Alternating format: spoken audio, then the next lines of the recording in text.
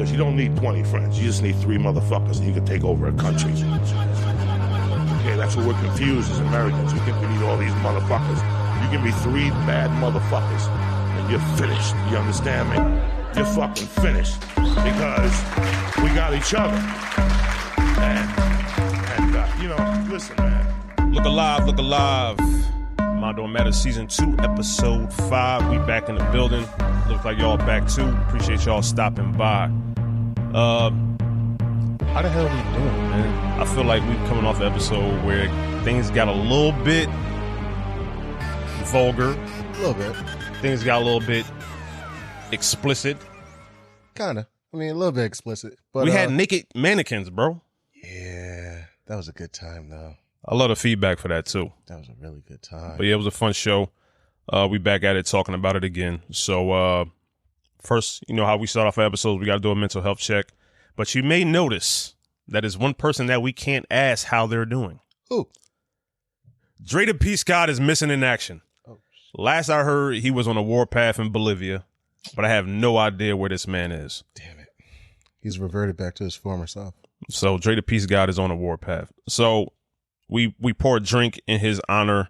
We will have some tequila for you, sir. We're drinking Casamigos today. Yes. Anejo. I got the fine stuff. Say that again? How you say it again? Anejo. Okay. I heard it. I heard the way you said it. That's what the person behind the counter said when I bought it. Gotcha. So it is what it is. So we talked about a whole gamut of topics. Obviously, this is our 5th show. Yes, sir.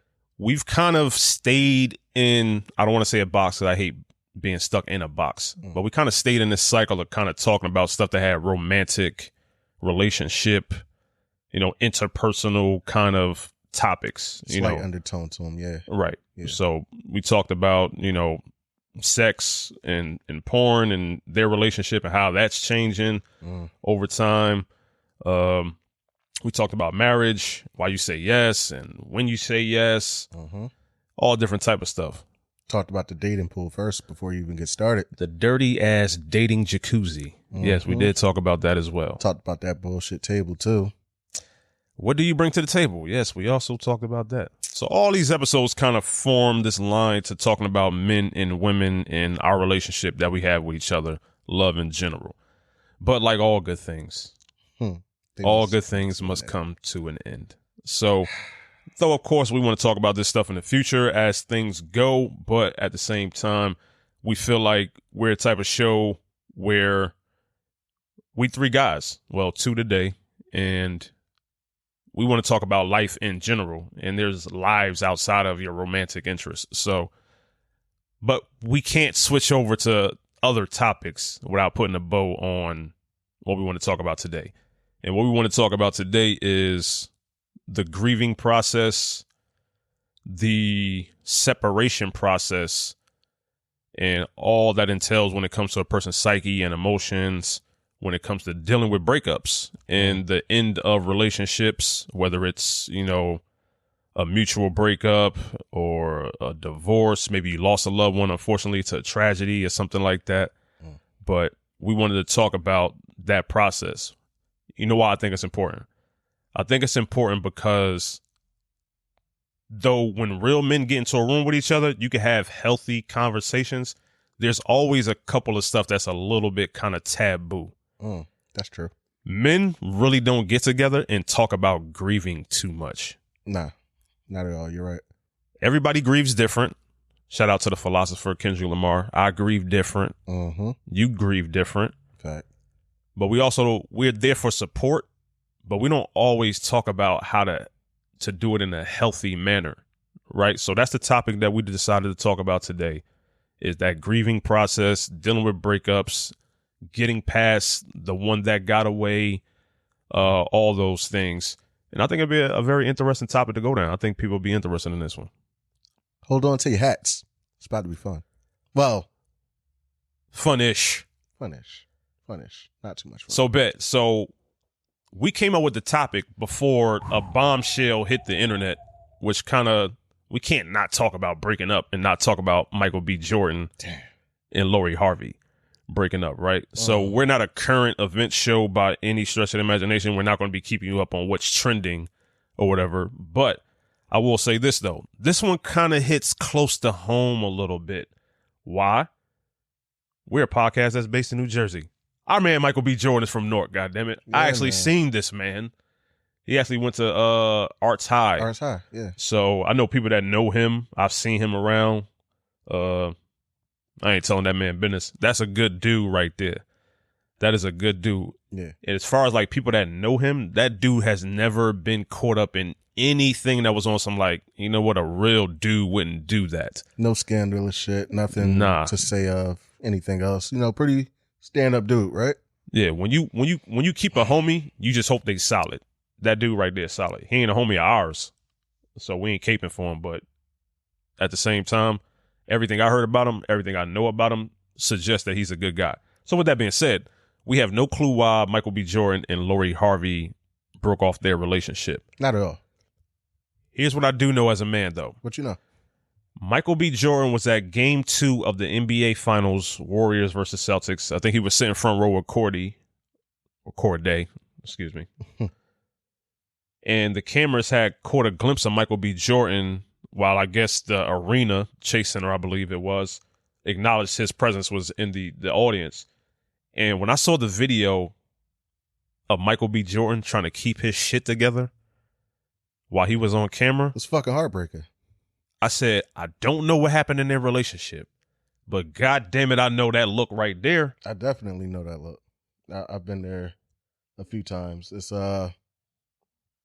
you know what it is? You're just really trying to process, but at the same time, it's like you got to keep the face because everything you're feeling is just like, what the fuck? Like, literally, what the fuck? Yeah. It's a different type of pain when, you know, you got to break up with a girl because, you know, you did something wrong or something went wrong and it went left and it might have been your fault and it's over. Mm-hmm. You know what's funny about that as well? I've been this guy before. I've had this. I think we all been that guy. Nah. Good guys have been that guy. Yeah, good guys have definitely been this guy. And it's funny, this look right here kind of gives way to something I like to call like the Evo stage. Like you go through that, you might have been a good guy first, but the second you go through this, it changes you forever. So I got a clip. I want you to throw that up for me real quick.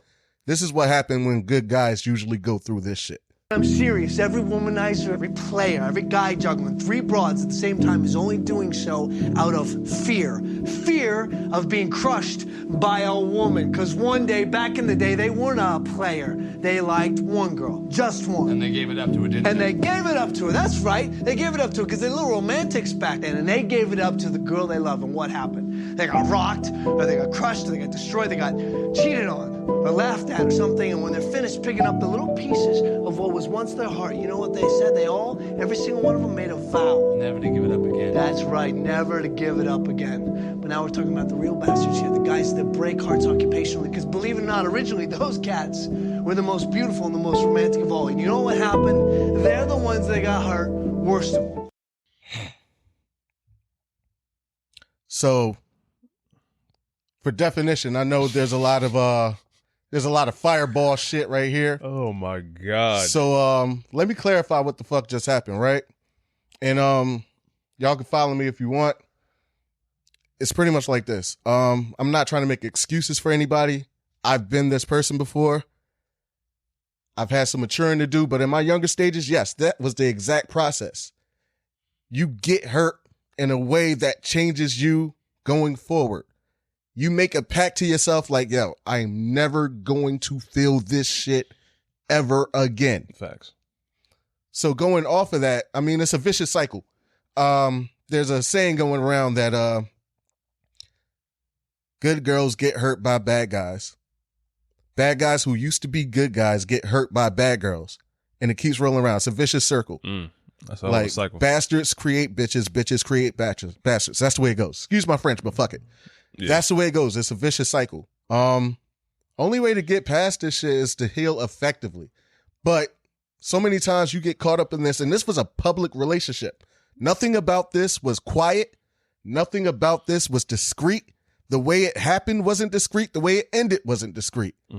So just take how you feel on a normal basis and multiply that by 20 or 100. Or whatever. maybe 20 million because everybody's watching. Exactly. All eyes are on you. I think it's important for us to acknowledge as well, though, that we don't know all the details of what happened between Lori Harvey and Michael B. Jordan and why they broke off their little over a year or maybe a little bit under a year relationship. That is a fact. I will say that I think the majority of the attention that got is based on the fact that a lot of people in the public, especially in the black community, did love seeing them two together, though. Yeah, they were goals. But let's keep it funky, bro. Okay. I know Lori Harvey from Steve Harvey. You mean Think Like a Man, Steve Harvey? Right. Okay. I know this dude from actual work that he put in Hollywood and him being a fantastic actor. And from everything that we heard locally about this dude, him being a good man. I do know that he does a lot of philanthropy in Essex County. So he seems like a good gentleman. People like seeing them together because of Michael B. Jordan. You know why? Women saw him and said, pardon my French, bitch, you can't get no better than that. So you're saying he was the top? When you talk about the pyramid of desirable men, Okay. he is on the tip of that pyramid. Okay. Financially. The man he's a good looking man as far as women is concerned. I would think that most women would find him attractive. Okay. Both how he looks, how he keeps his physique, and all this other good stuff. He has a good reputation in Hollywood. People speak highly of him. He moves around in very, very important circles in his network. His net worth is probably, you calculate it, I don't know, crazy. And he young. He younger than us. His trajectory is only going one way, bro. That's upwards. True. So there's probably over 1 million women out in the world that probably said, bitch, you can't get no better than that. The reports are saying that the dude proposed to her or he wanted a more serious relationship and that she really wasn't ready for that or down for that. And there's nothing wrong with that at all. Nothing wrong with that at all. Let's be clear. Nothing wrong with that at all. She's open and to make whatever decision she wants to make, however she wants to live her life. I believe she's 24, 25? Probably somewhere around there. Still in the absolute infant stages of life, in my opinion. Like, she might not even hit her prime yet.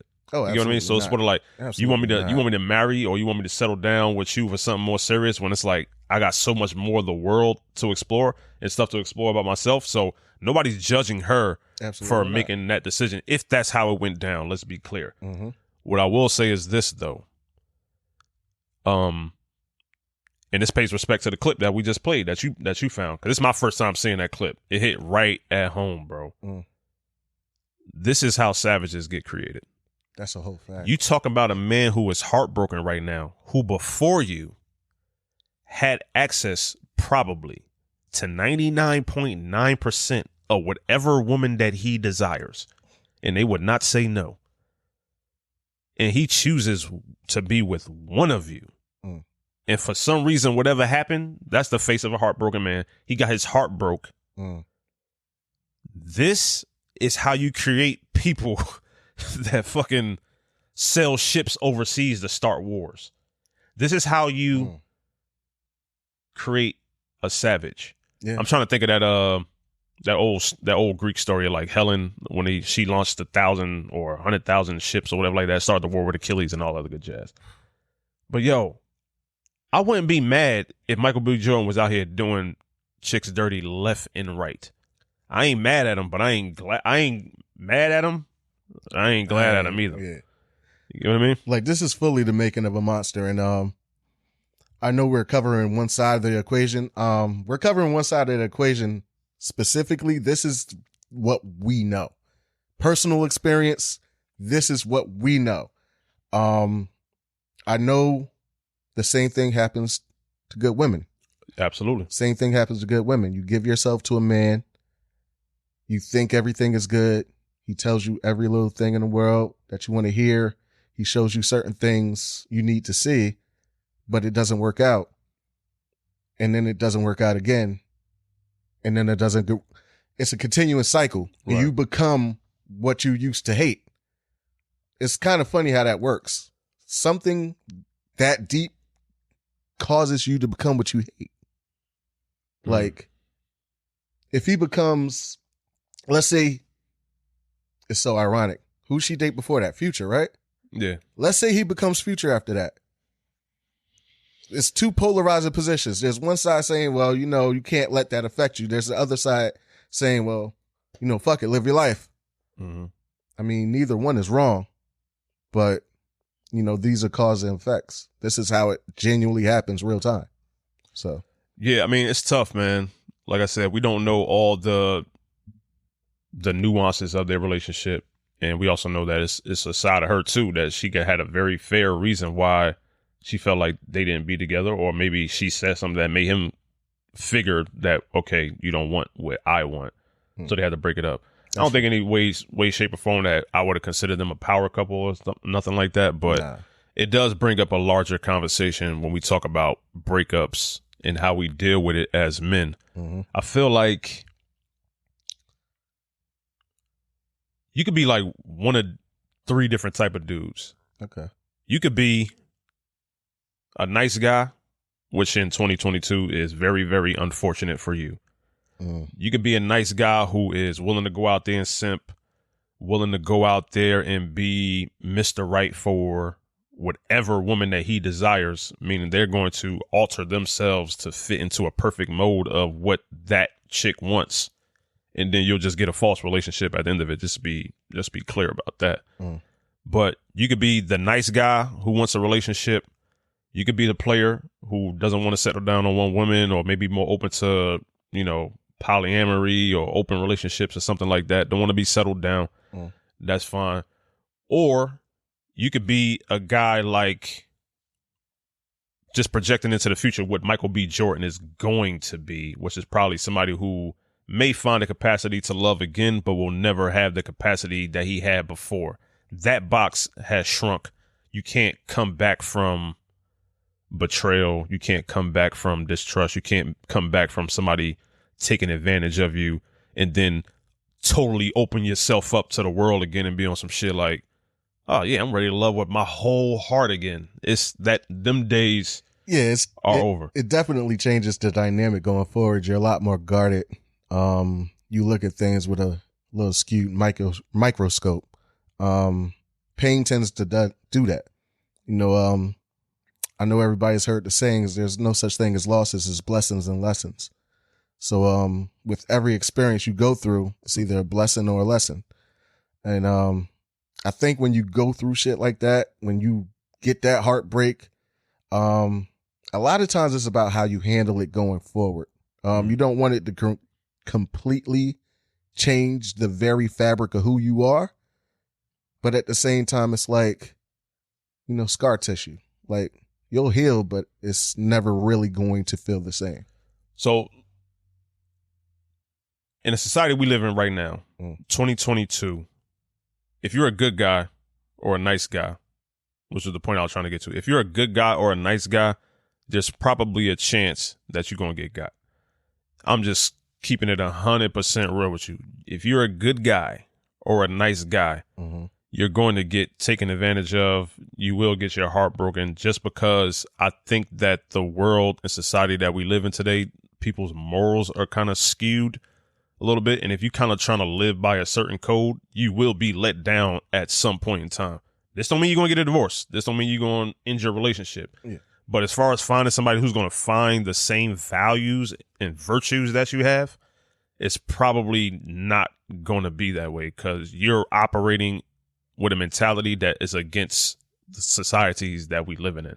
All right. At least in the Western part of the world. Right. So look at this. So I say all that to say, breakups is a thing that guys also have to deal with.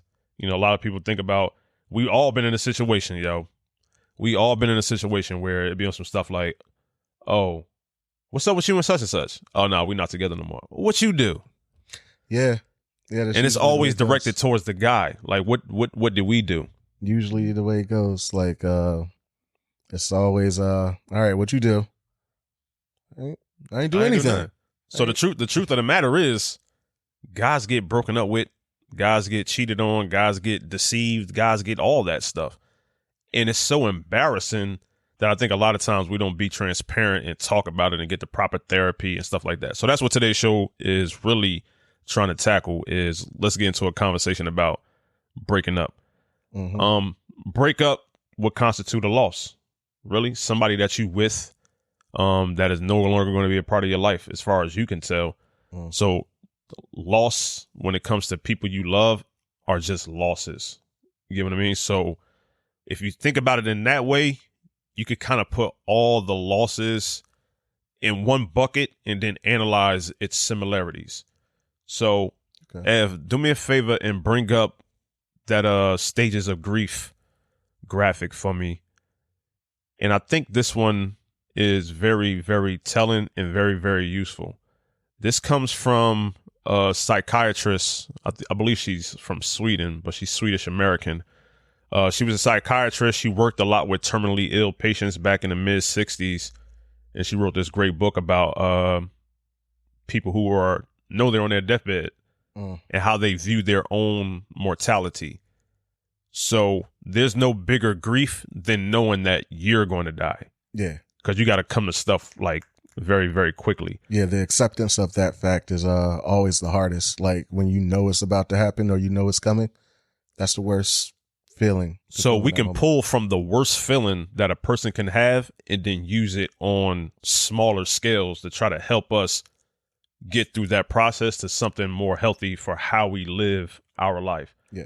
So based on her talks that she had with those patients and writing that book, she kind of broke down the grief cycle to 5 different major emotions that you go through whenever you're going through a breakup or a divorce or something like that. Denial, anger, bargaining, depression, acceptance.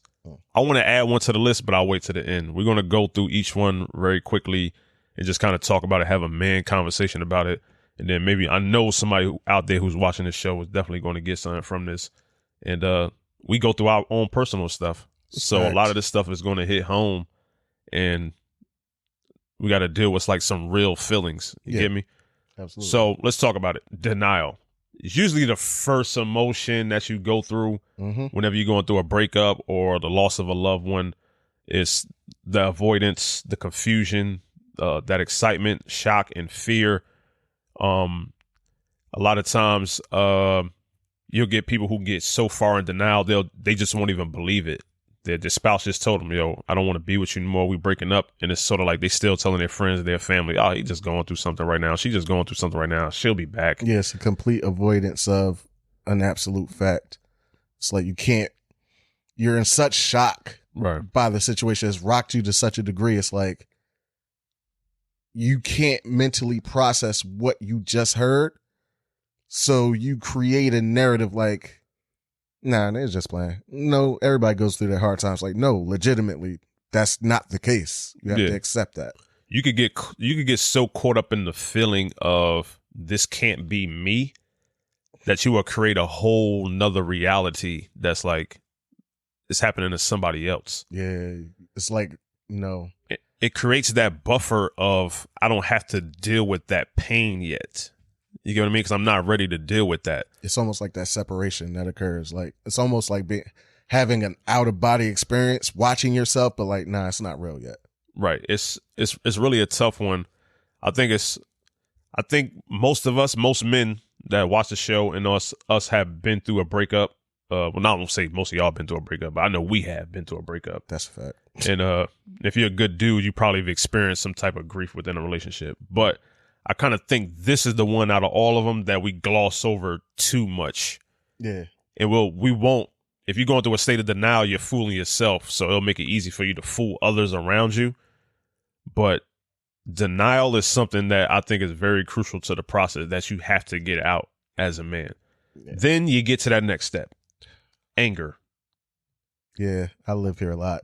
I've lived here a lot. I don't care how devout of a saint you are. I've lived here. You're going to get angry if somebody that you consider to be tied to your spirit, tied to your soul, tied to your energy has decided to leave you, or if it's against their will, have left you for unfortunate circumstances. And we're looking at the bulletins on that: frustration, irritability, anxiety. Like, yeah, I can remember very vividly what that felt like in that moment in real time. Like, it's a very uncomfortable and nerve-wracking feeling. So yeah, that's a tough one to get past. I think that anger part, though, it's so consequential, bro. Cause I'm not the type of person that like to argue. Yeah, I don't like conflict. I don't either. But I do like, I have a respect for violence where it makes sense. And a lot of times when you get into this grief cycle of anger, you will start to justify your anger or potential violence that you want to have on yourself or others. And you'll make every single justification of why that makes sense. Yeah, it's almost like you're looking at it from the aspect of, well, this happened because of this, so it's only right this happens, right? Right. Somebody's got to pay. Yeah. Somebody got to pay the ultimate price. You need your pound of flesh at the end of the day. Right. Yeah, I hear you. And it's important to realize, guys out there that's listening to the show, it's important to realize that it really isn't necessary. It doesn't serve you any way possible. So you get angry. Understand that as a real emotion that every person is going to go through. But understand that your actions while you're angry can cascade over an entire lifetime, plus more lifetimes of people that are affected based on the decisions that you make while you're angry. Yeah, you have to understand, when you're angry, that's a relatable feeling. That's a relatable emotion. There's nothing wrong with being angry. But you also have to understand the actions in which you are angry can cost you years, decades, and it won't take that long. It's happened before.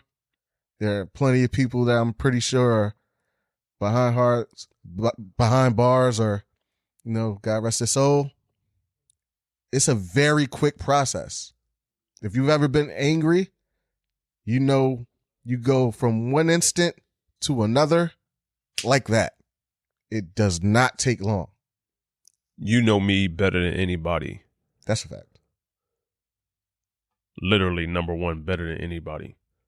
You know how when I express my anger, it's very quiet, rage, but I can also be very physical when it comes down to it. That's how I do my arguing, with my hands. Mm-hmm.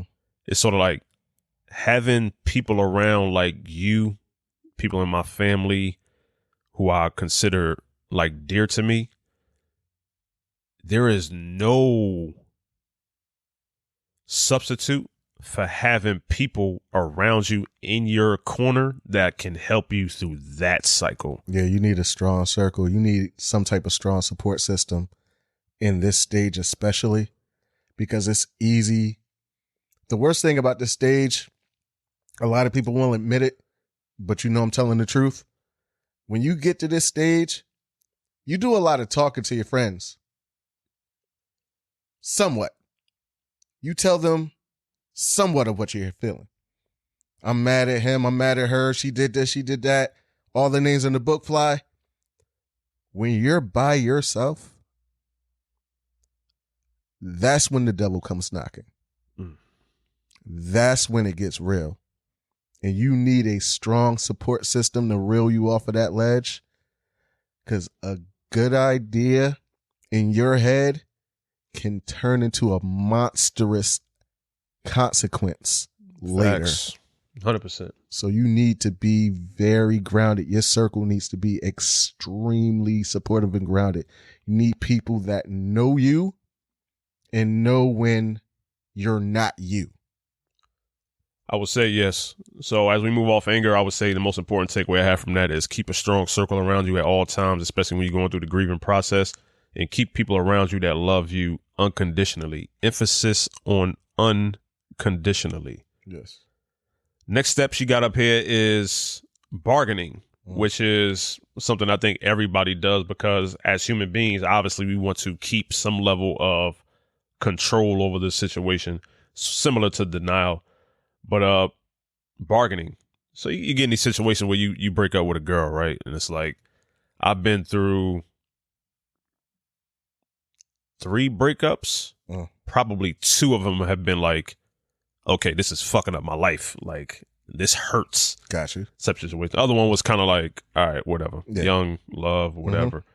But this bargaining that you're doing, especially, I've been on both sides of the coin of breaking up with someone and also being broken up with.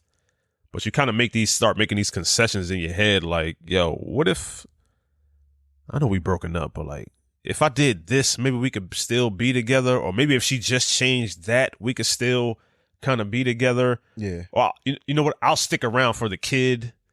It's like, you start making these little like tweaks to your core values just to make sense of, oh, maybe I don't have to take this L. I can make it work out if I just do this. Yeah. Yo, that's always BS. It's always bullshit, yo. You're always giving up a piece of yourself. It's kind of like you're robbing Peter to pay Paul. Like, you're looking at, the salvageability of whatever situation you're going through. And you're looking at what you're willing to concede, what you're willing to give up for what you're willing to take. But I think a lot of times when that happens, in the moment, when you're dealing with the pain, I'd give up my right arm for that. Yeah. Not thinking further down the road, like, yeah, you might actually need your right arm for something. You sure you want to make that decision at this very moment, right fucking now? No, you don't. And it's really the fear of the unknown, I think, that drives that and the whole bargaining thing in general. You start to imagine yourself living your life without somebody that's been in your life for years, decades, or whatever. And it's sort of like, I don't want to think about a reality where they're not around, even though they might have did something to me or I did something to them where it's like, it might be totally unforgivable. You don't want to leave that attachment that you built up with this person. Y'all souls are tied. That's true. And it's like, how can you find a way to get every single thing you want? You know what also happens in that bargaining stage and why that's such a critical moment? At the time of you bargaining with yourself, you know what else is playing in the back of your head? Fuck. I really don't want to start over a fucking game. Oh, yo. I really don't want to do this shit again. In the society that we live in today, dating is like scary as shit. It's sort of like, I wonder how many people are like in relationships just because they fear having to go out there and talk to somebody else. They already got the phrase for that. You dance with the devil you know. Dance with the devil you know. Deal with the bullshit you deal with because the unknown bullshit is terrifying. Right. Not to mention you're looking at and you're keeping track of the receipts in your head of what did I just give up to get to this point? How do I feel at this moment? Okay, do I see myself going forward and doing all of this shit again for somebody new that I possibly don't know? And what if I end up in this situation again? Then Right. what? Like, I don't want to take 2 back-to-back L's. Like, You don't want to take 2 back-to-back L's. And you put yourself in a position where, like, yo, you got somebody in your life that you told all your secrets to, all your insecurities to. They know stuff about you that you wasn't comfortable telling anybody else. You let them in. You open that door and you let them in. And even they betray you. Yeah, that's a tough And it's like, you want me to think about leaving this person, moving on to the next person, and having to build up that trust again? Yeah, that's and hard. Coming off looking like Michael B. Jordan that game too. It's sort of like, nah, I'm not going to be foolish. So I'm going into my next relationship already kind of like skewed. And extremely guarded. And you not yourself. Not So like you're not giving the next person even a fair shake at your real personality. Yeah. So bargaining, obviously, it's an important step in the cycle. And I think it's a very important step that you got to get past. You can't skip that part. You got to deal with that. You got to go through that. You got to live in that moment. Depression. Where, to me, the real killer is. I mean, outside of anger, obviously, but Can I tell you a quick story real quick? on this one, Yeah. yeah. So I had a situation a while back. Broke up. I was the breakup-er. Like I was the one that activated that what's the name? But You're a terrible man. hey man, people die every day, B. But from that, you sometimes it's not about when you go through things. Sometimes you don't quite really take into consideration like exactly how big a part that person played and how many fingers and pots they had their hands in. And when you have to strip all of that away and live in that moment of whatever the reason was, you put yourself in a really, really dark place. Like really, really, really dark place. And you got to be very, very careful when you get there. I think about the depression cycle, and this one kind of hit home for me because I'm a huge mental health advocate. I'm not a mental health professional, but I'm an advocate. I'm constantly checking up on other people's mental health, and constantly trying to be self-aware of mine and transparent. Depression, is like, I'm not the type of motherfucker that just let any old body into my personal space. So if you get access to me, I find something about you very, very unique and special. And I hold you very dearly once you get in there. Hence why you would probably be a witness to it, how I'm so big on like loyalty. And like I got this code that I live my life by that is kind of like weird to other people, but you understand it because you in it, right? Yeah. But depression, man, is the one killer that comes from it, just from a psychological standpoint and a biological standpoint, is the stress. I got gray hairs now that I probably shouldn't have. Just stressing and thinking about stuff. And God bless you if a person that listens to this show where you don't think about stuff or consequences or your wrongdoings and things don't bother you because you don't got no value or you don't got no code. God bless you. I hope life working out well for you. But when you're a person that tries to live virtuous by a code, by a high standard of morals, obviously, whenever somebody goes against what you thought they stood for, now you're looking at them and it's sort of like you feel so defeated that then that's when that kicks in. That helplessness, that hostility, that avoidance. I've been in situations where I was grieving someone, loved one that passed away, or a breakup or something that I was like so deeply involved in with my emotions and my energy that it would be uncomfortable for somebody to look me in the eyes. You know, they say eyes are windows to the soul. To give somebody access to look into your soul while you're going through this amount of grief when somebody has totally broken you, it's like, yo, please don't even look me in my eyes right now because I am a broken person. I think I even said it to myself one time. I'm like, I had a homie that was close to me that was trying to like holler at me like, yo, what's good? How you doing? Blah, blah, blah, blah. And I had to like tell him like, yo, don't even come over here. And I shot him a text like, yo, and I'm saying it verbatim, but I don't even feel like a person right now. I feel like more like an animal. I feel like almost like my whole conscious, my moral compass is like off. I could split right now. Yeah. And it's like I wanted to avoid having somebody look at me and be on some shit like, "Oh, you're okay." I don't want to lie to you. I don't want to lie to you. Even worse than that, that question in itself just sparks so much when you're in that stage. It's like, it's a normal everyday question you get asked. Are you all right? Are you okay? How you doing? Or they'd be like, this is the worst. Why are you so quiet? You're not your usual self. What's up?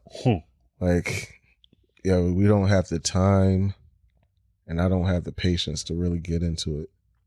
And us as men, we got a bad habit of somebody be like, yo, how you doing? I'm good. How you? I'm like, Natural reaction, right? I'm like, yeah. But like when you going through something that's like real, that's very, very, very, very painful, and you default to that, I'm good. It don't even sound the same. It doesn't even sound the same. And a lot of times, like real shit, in those moments, you end up telling the truth. You're like, how you doing? I'm fucked up right now. Oh, damn.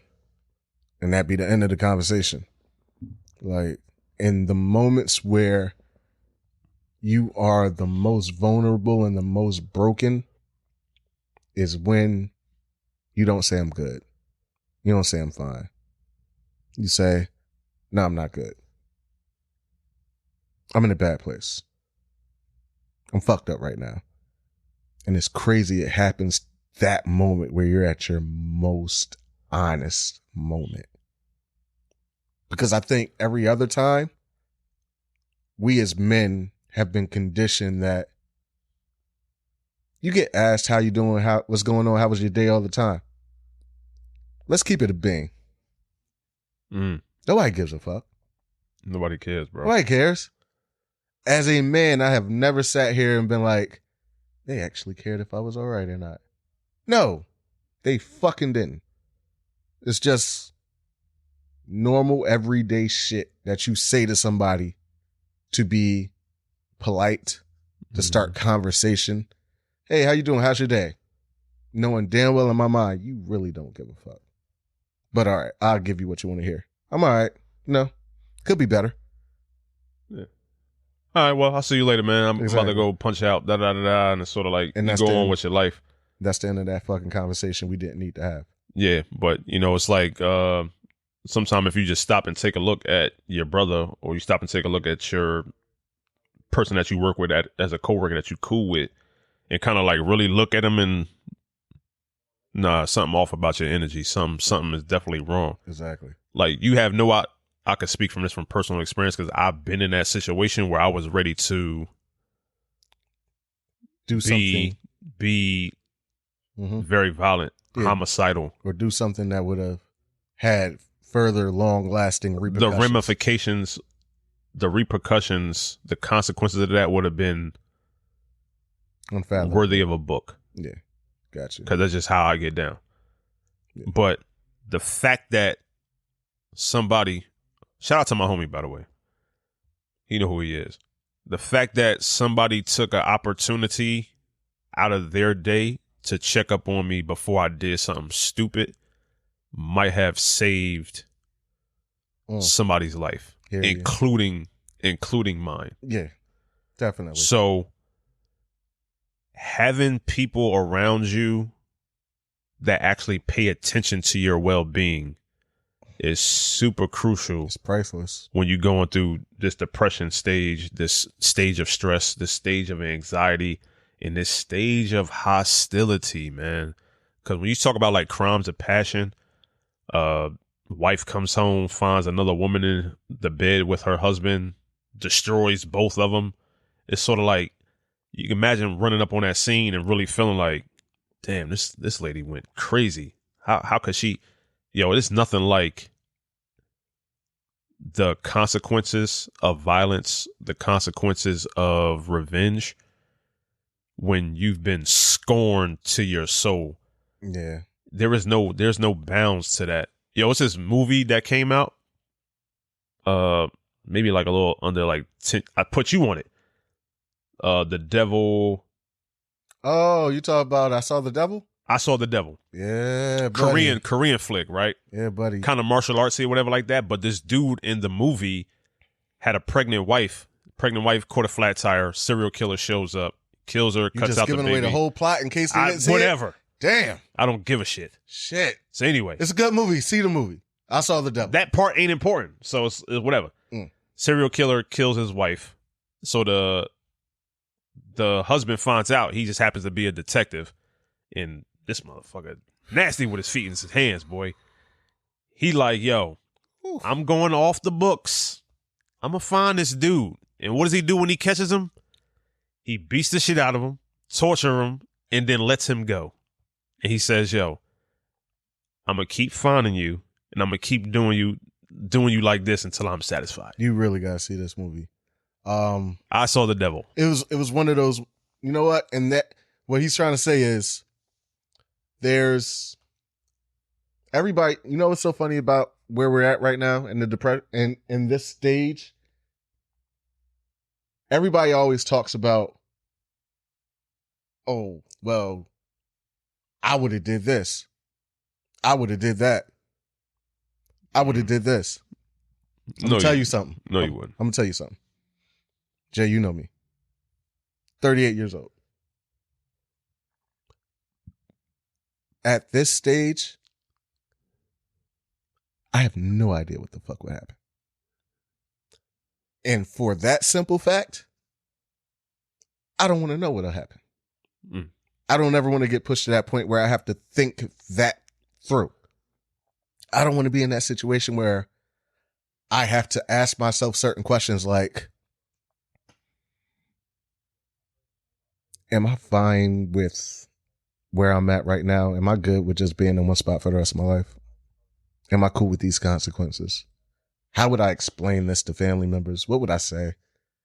I don't ever want to be in that point, because I feel like once you're in that point, once you're in that space, there's no more limit. There's no more ceiling. Like, as far as anger, as far as what you're willing to do, as far as what happens when you reach this stage of hopelessness, like, you really got to understand that word, hopelessness. Like, there's no hope. Like, there's emptiness. Like, you're empty inside. Like, whatever happens, I am all for it. Yeah, you're an empty shell. You're just going to go where your emotions want to take you. Yeah, you don't want to do that. But after depression and after hopelessness,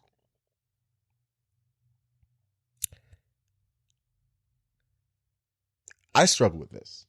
You struggle with acceptance? I struggle with that because I feel like everybody has their processes. Everybody has their way of dealing with things. To me, I feel like I'm such a cool and chill person. I'm so laid back. I'm so fucking low key. Like, there's very little shit that really pisses me off or puts me in that space.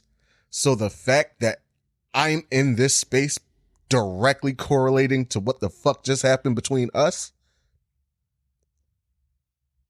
that's going to take a minute. Yeah. Yeah. You know what? I think you're looking at it the wrong way, though. So I think acceptance is accepting your new reality. Accepting the fact that you had this idea that you built up in your head that you're going to be with a certain person for a long period of time, or if y'all got married, that y'all going to be together forever. And that is not going to change. Every single fantasy you have has changed after you make that decision. Every single dream you had when you go to sleep has now changed. You probably built up a family with this person with imaginary kids. That's never going to happen. That's never going to happen. That dream is dead. Get that shit out of your psyche immediately. You have to reconcile with that as a man. Let me say this too. You have to reconcile with that as a human being, because like you said before, women have to deal with these emotions as well. And let me be perfectly clear. I know we've talked about which seems to be one side of the spectrum, and that's because I don't want to misrepresent anything or any emotion or any process women go through. Right. I can completely speak from this angle and this side, but I'm pretty sure women go through the same, if not more. If not more. This is not discounting, discrediting, or silencing anything. But this is us acknowledging that there's a difference between how men grieve, absolutely, and how women grieve. Absolutely. Though we can have similar personality types, the consequences are different. And I feel like the way we go about that process is different. I feel like, and feel free to like, subscribe, share Mind No Matters podcast. I feel like in handling breakups, grief, separation, I feel like men and women process differently. men and women move forward differently. I feel like the initial shock of whatever has happened is different. For instance, I feel like as a man, what I've gone through initially is really dependent on the relationship. But I know the first week or two, no pun intended, I'm fucking everything moving. I'm fucking everything moving. I don't care if the motherfucker's nailed down. I'm fucking everything fucking moving. Oh man. And it's all because like as we grew up, as we're younger, you know, this is part of traumas we deal with, but the best way to get over somebody, get under somebody else. Or get into somebody else. Or get into somebody else. You know, you get that, fuck it, keep it moving, move on. I feel like, and I don't know this for sure, I just know this for, you know, talking with certain friends I got, you know, certain people I keep in contact with. I've been in the trenches when they've been in the trenches. Yeah. The first 2 weeks as a woman when dealing with breakups, depending on how the relationship went, it's not that. Not necessarily. It's funny that you struggle with this one because this one right here is like the space that I thrive in the most when it comes to like acceptance. It's like, I think the reason why women that I've dealt with in the past can't stand my ass, because I get to this acceptance stage real fucking quick. I'm so used to not having somebody be true to who they said they was going to be. This stage of the grief cycle, acceptance, I think is the reason why all my exes hate me. I get to this stage like really, really quickly. I have like this, I've had situations in my past growing up where people who I had really, really close to me have either died or left my life for some reason. It's like I almost become like conditioned to that walking out the door feeling and that life change that happens so rapidly. I got so used to it that it's like, all right, cool. Like, we're not together no more. I'm fine with that. I can move on like very, very quickly. It's getting through all the other ones that's very hard for me.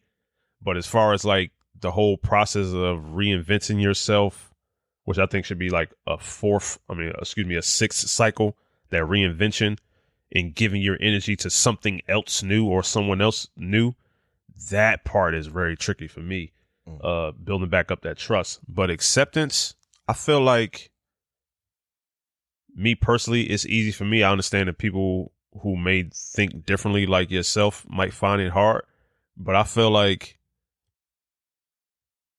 once you get through the other 4 spots in the cycle, this one should be easy, because you have to kind of reconcile with yourself that, yo, there is a new reality that's happening in your life real time. If you're going to operate as any type of autonomous human being, you need to wrap your head around this or you won't be able to function. You're waking up by yourself now. You're sleeping by yourself now. You're making reservations by yourself now. You need to get to that point and understand that, yo, if you gotten past the denial phase, that person ain't coming back. This is your new reality.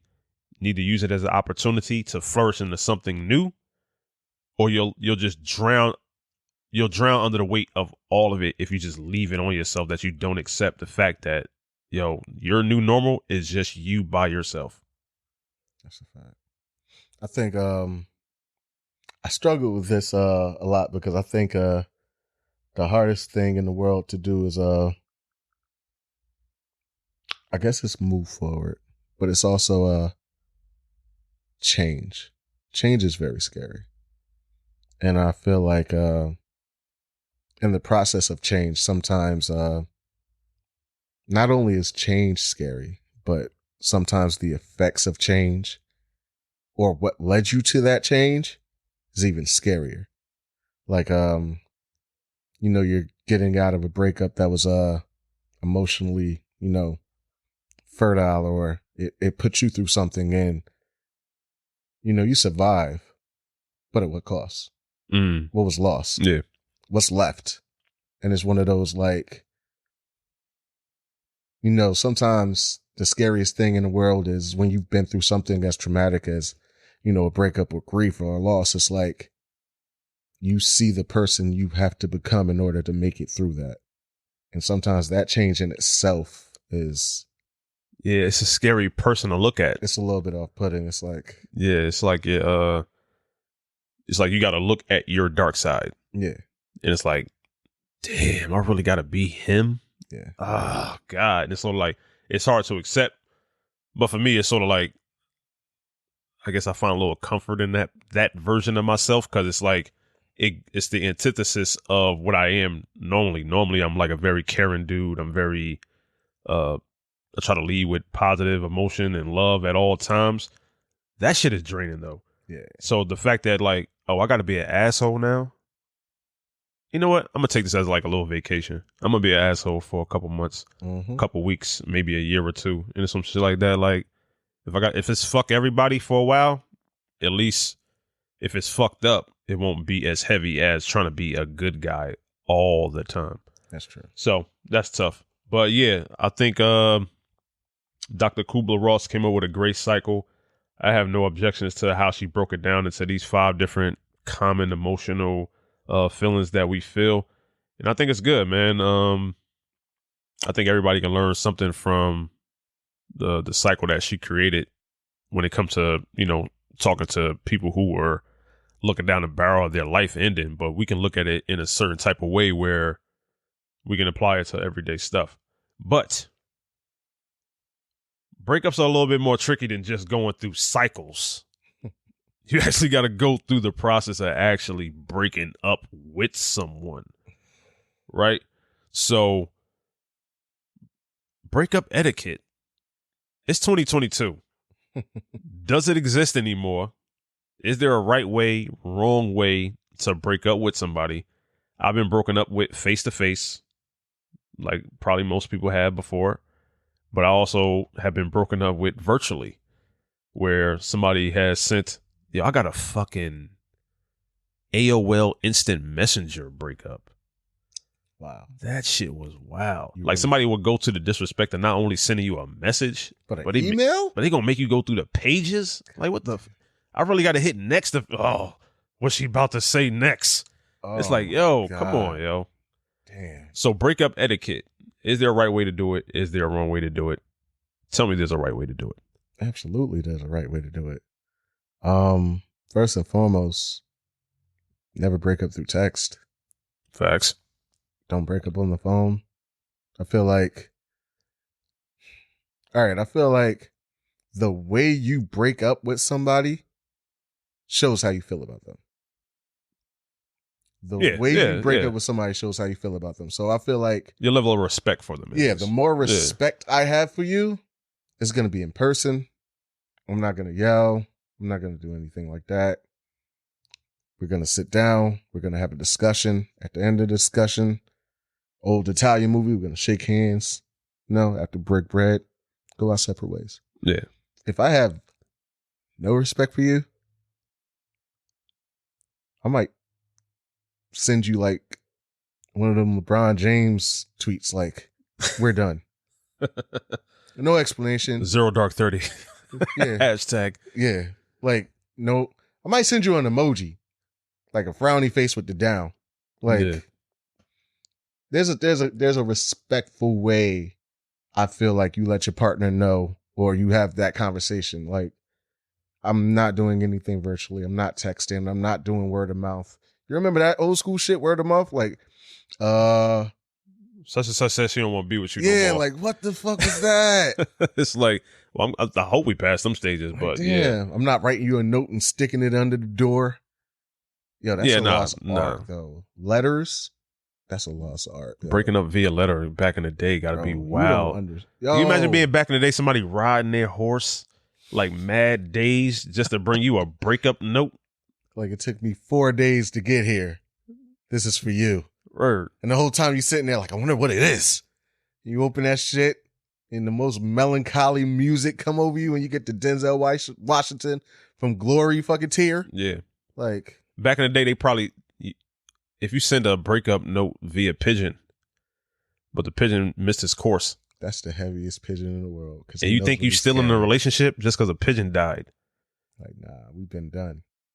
But yo, so I think breakup etiquette is like, it's weird. I have a bad history with breakup etiquette when I do the breaking up. So it's sort of like, I kind of see both sides like Chanel. But at the same time, it's like, I would never break up with somebody that I truly, truly like was in love with, like via text or phone call. It's got to be a face-to-face conversation somewhere that you feel comfortable at. And the words I'm using is probably going to be as loving as possible. Like, yo, this hurts me to do this. Literally hurts me to do this. And I want you to feel as I'm breaking up with you that like, yo, I'm doing this because this is not working for me. Not because like, oh, I just feel like I don't want to be with you. I feel like, you know what it is? Like, you remember how we went back and we was like, you know, being in a relationship is sort of like being in a business, especially like when you get to that stage of being married or whatever. It's like a business, two partners going into business together. Yeah. It's strange and it's fucked up in a way, but it's, fuck is the name of that movie? Jamie Foxx played in it, whatever the fuck it was.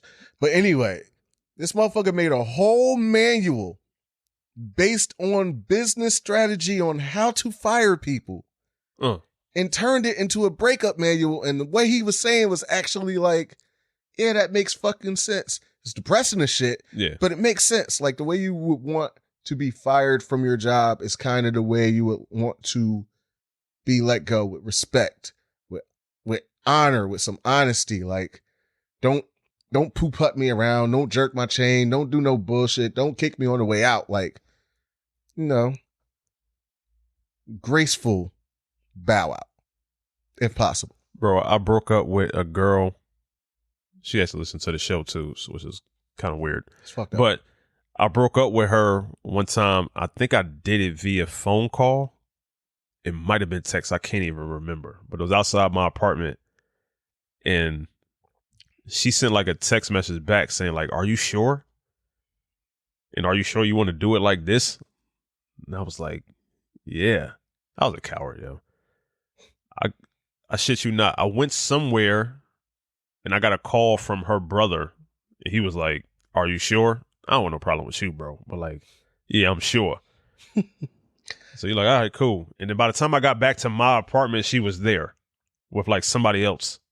I'm like, what the hell is going on? But yo, I probably could have cut out all that anxiety that I was going through or possible situations that could have turned into something else violent if I just say, yo, let's have a face-to-face conversation, talk about it respectfully, and then do our ones and twos or whatever.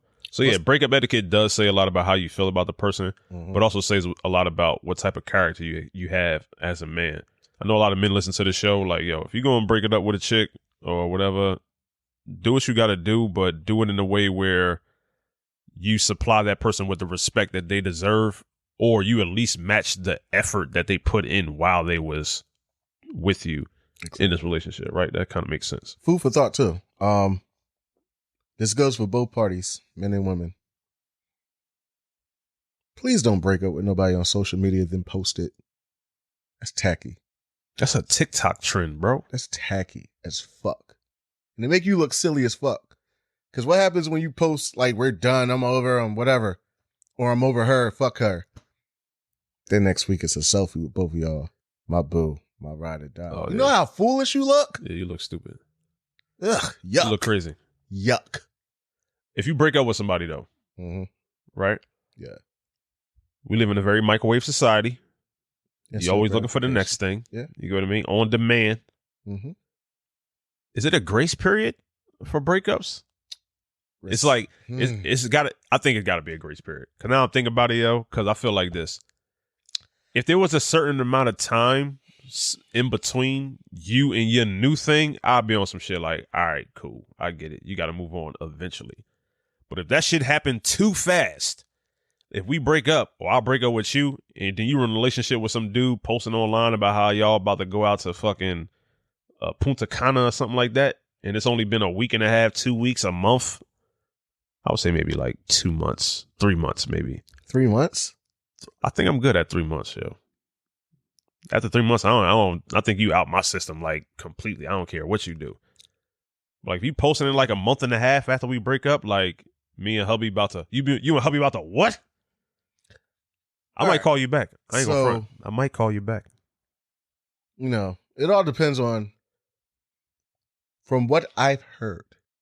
You lying bastard. Let me get this out the way first. From what I've heard, it is completely dependent on the relationship and where you were in the relationship. If you had emotionally checked out, it might be easier for you to go forward, therefore cutting the time in a little bit shorter. A human being said that? Yes. What I will say is this. Respectfully, I'm going to give you a respectful time period. What does that mean? I might never not post. I might not ever post who the fuck I'm fucking with. Yeah. But I'm going to give you a respectful grace period because I feel like that grace period shows respect towards the relationship I just had as well as myself. What do I mean by that? If I break up with you this weekend, and I'm with somebody next weekend, kind of shows I wasn't loyal. Right. Unless I'm that nigga, which I am. But I am. But it shows I wasn't loyal. It shows the relationship didn't mean much. And it should where's my grieving period? What was that? Like 30 seconds? Yeah. Like, oh, I miss you. Come back. Never mind. Usually that happens when you have somebody that's probably already messing with somebody while y'all together. You already had your eyes on the next prize before this one even ended. So it makes it seem like, oh, this process is easy, smooth, whatever like that. You had something in the loading screen already. Yeah. You had player 2 ready. Start. Yeah. So you already had the plan to get up out of there before you got up out of there anyway. But I definitely feel like it should be some grace period or something. Not only for the grace period and the respect of your partner, but also give yourself some time. Give yourself a little bit of time to decompress, let all that shit out. Because the worst thing than moving fast in a relationship is taking leftover shit with you into another relationship. Or for that matter, anybody you fucking around with. Oh, I got something worse than that, though. What's up? What leads to the next grace period conversation. The grace period as far as y'all getting back together. The unwritten grace period. So it's sort of like, dog. Maybe you've been in a situation. Have I? I might have been in a situation. It was murky. Because it might have been one side. But you know how you say you going to break up with somebody? And you tell that person you're going to break up with them? But you still look at them as like property? It's like, you better not be out here acting like you single when you ain't. I just broke up with you for the week. Like, what the hell is you doing? I think we all kind of been in that situation a little bit. It's sort of like, I just want to get rid of the responsibility momentarily while I figure some things out. But don't think you could be out here acting like... Don't act single. Yeah, don't act like you single when I told you that. Like, it just mean chill the fuck out. Don't be doing nothing crazy. You know what it's like? It's like, you gonna eat that? Nah, I ain't gonna eat it. All right, you mind if I have it? Yeah, I mind if you have it. I want it later. Like, God damn it, I want it later. I might not want it right now, but I still want it. You need to respect that. Yeah. But yeah. So I feel like at least when people tell me, yo, I'm breaking up with such and such, if it's important to me, I process it for like, I say like a month. If y'all still broken up after a month, I'm like, oh man, I guess such and such, they really not together no more. But up until then, I'm kind of like, if they be like, yeah, me and such got together, can you believe it? I'll be like, yeah, I definitely believe it. Like, you're not really single. You like halfway single. You like, like almost kind of not quite single. Like, still like. And doesn't that play a part in like you talking to somebody, like a new person? You be like, oh, what's up with you? Like, you single? Oh, I just broke up with my boyfriend like a couple weeks ago. Oh, okay. I think that grace period of when somebody tells me that they broke up with somebody is like, if it's anything less than like 2 months, I'm kind of like, you kind of, because you might be interested in somebody new. You might be asking like, what's going on with them? It's like, oh yeah, me and my man just broke up like a couple weeks ago. It's like, really, kinda lady, in, kind of out. really, lady. I'm gonna wait till that's a little bit more concrete. That concrete ain't dry yet. You get what I mean? So. Still wet paint. Yeah, it comes with like a little grain of salt whenever somebody's fresh off a breakup, because it's always that grace period of like, they fixed that one thing that I needed them to fix. Now we could be together and whatever. So, actual breakup happens. You go through it. It's finally setting in what your new reality is. And it's tough. It's a very tough process. Men and women both go through it. But what do you think about the whole process of becoming a new person, is adjusting to being single? I feel like that process, so I feel like personally, through everything I've been through and just looking at the way I've handled things in my life, I feel like it's 3 R's that men go through after the breakup, depending on where you were, what type of partner you had, where you were at. You're either going to try to reinvent or revamp who you were as a person, which means total rebuild. Like, you're looking at yourself and you're like, okay, I'm going to do this. I'm going to do this. I'm going to do that. I'm going to do this. By the time I get back out there, that person's going to want me because they're not going to recognize anything about me. Yeah. Or you're going to revert to whoever you were before you got in a relationship. That could be, if you were a hoe, you back out here in these streets, city boys up 1,000. Or you go into your shell of looking back. And this is the reflection stage. You're not talking to anybody. You're analyzing every single part of what just happened. You're in, the closed shut-in, when, you get that knock at the door from your boy, like, yo, you okay? You sure? Going there, he got on the dirty road from like 3 months ago, still in there staring at old photos, but he's reflecting. He's thinking of everything, and it's just, he's in his cocoon until he comes out. Yeah. So I feel like those stages, they happen differently. They happen differently to different people. I'm most familiar with the revert stage. Yeah, it's as I've grown older, I've learned to dig more into the reflection. Sometimes you got to see the whole picture. It's not a pretty picture to look at, but you got to be honest. You got to be open. You got to be able to see everything. You can't just because you can go out there and, fuck who you want to fuck now. That doesn't heal you. It actually turns you into a worse monster, because you get to the point where that's the only way you feel better. I think I would like to add a 4th R. Would you? And I think it's reinvesting. And I think it's the portion of my grieving process that I deal with that is the hardest, where you have to come to grips with the fact that you might have poured so much energy into another human being. You have to go through the whole process to reclaim that energy back to give it to yourself, because you're going to need all of it, because they probably drained you of a lot of it, right? So you got to you got to kind of reintegrate the energy you put into somebody else back into yourself.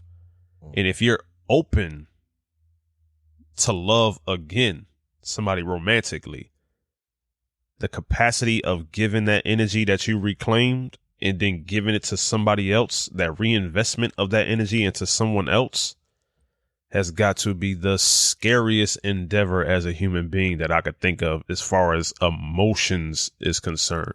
Yeah.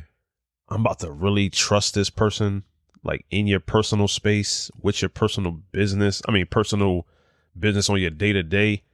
Like if you're in a long-term relationship or married to somebody, then people know like your social security numbers, passwords, your deep dark secrets, things you would never tell anybody else. Like you have to imagine that you would do that again with somebody else. And it's like, that's like almost like the scariest shit to think about. Like, damn, you made so much progress with somebody and then something happened to where it wasn't worth it anymore, or wasn't working anymore. And that you have to go through that whole process again with a stranger. Bro, that is wild territory to be trying to navigate as a man. So I think that fourth R, that reinvesting of your energy, reinvesting of your emotions into a total human being, another human being that you don't know much about yet. Having to accept that first before you even get into anything serious with them is like, God damn. And that's when you really, really reach your final level of acceptance, in my opinion. So I think we should trademark them 4 R's. Yeah. If you'll have my R, I think we should have them 4 R's. I will put it on a definitely have t-shirt. your art. Underdog, put it on a t-shirt. But breaking up is obviously, it can be toxic sometimes. You get what I mean? People say stuff that they don't mean. People say stuff that they do mean, that they've been holding in for a long time. Or maybe people get spiteful. People get vengeful. People get petty. Petty, vindictive. Oh my God. Yo, I'm not even gonna lie. Petty Murphy out here, bro. You've known me since, sandboxes and school lunches. Yes. Like, nickname is Petty Jackson. Like, you want to go low? We go lower. That's fine. I can go lower if you want. But it gets to a point where it's like, when you're used to doing that and you start to look at the ramifications of it, it's like, I don't want to do this with you. I just rather just cut ties. If it's not working, it's not working. There's no need to, as they say, beat a dead horse. Yeah, no. But I will say this, though.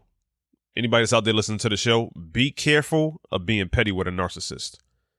You do not want to go down that route because you will never win. That's true. Narcissists, they feed off the energy that you put out there, and especially the pain you put out there. So if you're showing that something is bothering you, it's almost like you're filling up their tank of gas. And they're going to take whatever petty energy that you got, and they will multiply it and send it back your way, and then it's going to be a volleyball effect, like back and forth, serving it back and forth. It's about. But here's the part that's tricky about that. Like I just said, you're dealing with a narcissist. Okay. They don't have a conscience. There's no way that they can lose. So, if you allow me to so eloquently interject. Okay. I feel like what it is it's not a matter of they don't have a conscience. It's a matter of it's buried under so much self-absorption that it's just like, if they do have one, it doesn't come into effect until you're personally doing something to affect them. In other words, as a narcissist, my whole goal is to push you up a wall and see exactly how far I can leave you there until you break. Right. That's my goal. So whatever soul is there,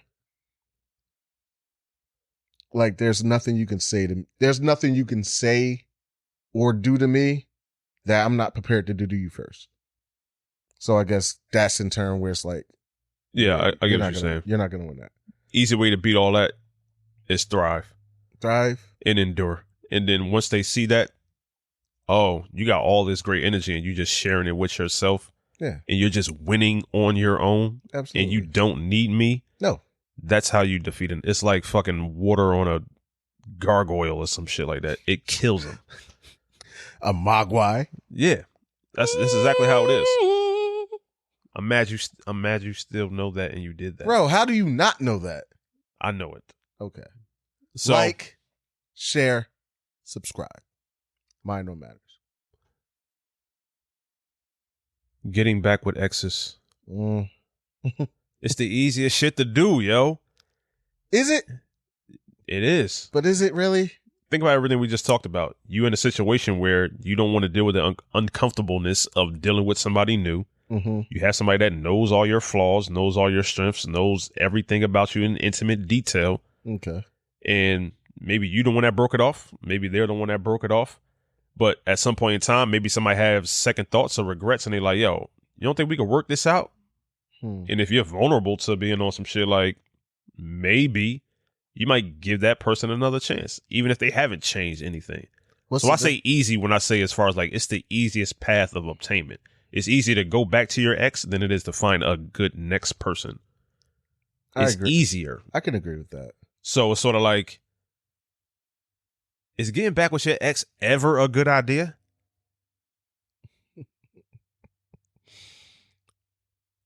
So I guess what I would say to that is it depends on what mental space you're in.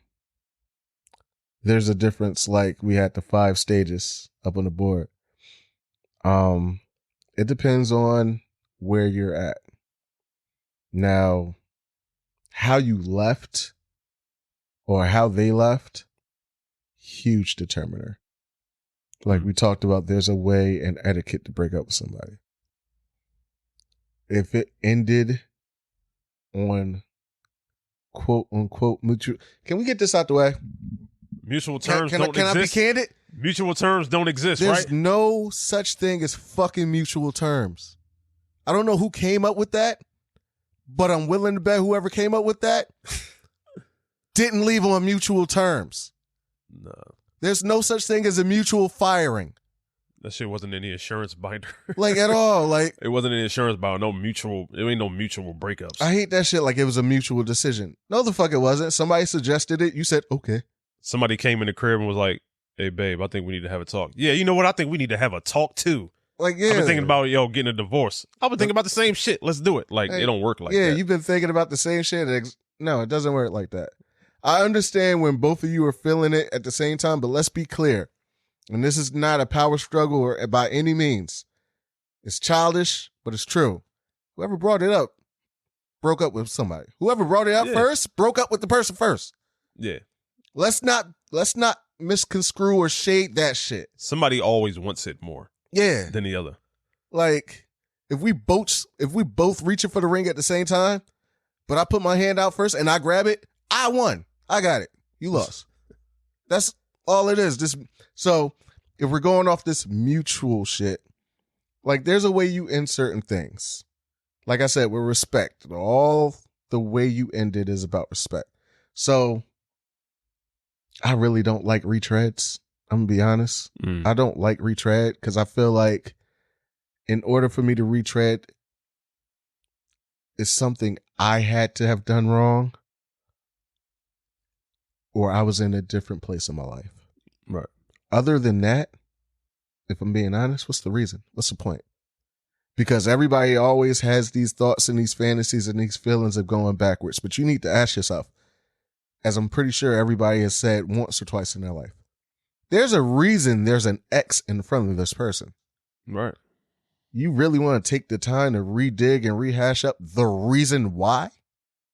And it's always like an epiphany moment, like, oh, that's the reason I stopped fucking with you. That's why I wasn't fucking with you. All right.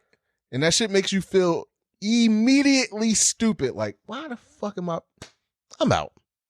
The way my personality set up and my checking account set up, I don't think I could ever get back with somebody that I was with before.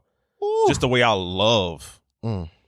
I know I put my all into it, and if it didn't work out, and especially if I broke up with you, it's sort of like, you're never going to get that again. So why would I even entertain giving you 80%, 88% of what I was before? Like, it's too many fish in the sea. There's too many other options. And a lot of times, to be quite honest with you, sometimes being by yourself is a lot better than being with certain people, yo. So it's sort of like, you know what? I'd rather not deal with it. I was about to say, it's plenty of fish in the sea. It's plenty of fish in the sea. There's a lot of gropers out that bitch too. The dating pool is also full of P. tilapia. Mm. So I can understand what you're saying. Trout. Well, trout is What? ain't that a delicious fish? I mean, it ain't salmon, but you know, I love salmon. I love salmon. Say it without the L. All right, so if we're gonna talk about exes, though, unfortunately, we got to give a somber shout out to a rapper that recently passed away by the name of Trouble. I believe he was signed to Top Dog Entertainment at the time of his death. Yeah. If I'm not mistaken. He was 34 years old, man. Shout out to him. He died kind of around the same premise of what we're talking about with breakups is concerned. He went over some chick that he was messing with house. I think they fell asleep, but the girl had an ex-boyfriend that came by, saw that he was in the bed with her, struggling Sue. He gets shot in the chest, and unfortunately, he's no longer with us because of that. The killer has since turned himself in, but I don't know the situation. I don't know the circumstances of what happened that led up to that. But what I do know is I don't feel comfortable closing out this episode without saying that there were some mistakes made on this part. All due respect to my man Trouble. What the reports are saying, if they are true, what the reports are saying is that this ex-boyfriend of hers broke into the apartment, or whether he had access is irrelevant, but she broke up with him because the dude was like unemployed and broke and all this other good stuff, and she didn't want to be with him no more. Okay. That's fine. You don't want to be with that man because he can't provide? That's understandable. Cool. How the Completely. fuck did you go from him to Trouble? That's on your end as the woman. But as a man, Trouble, I wonder what made him not do his research on, like, why the hell am I messing with a woman that just got out of a relationship because she was dealing with an unemployed man?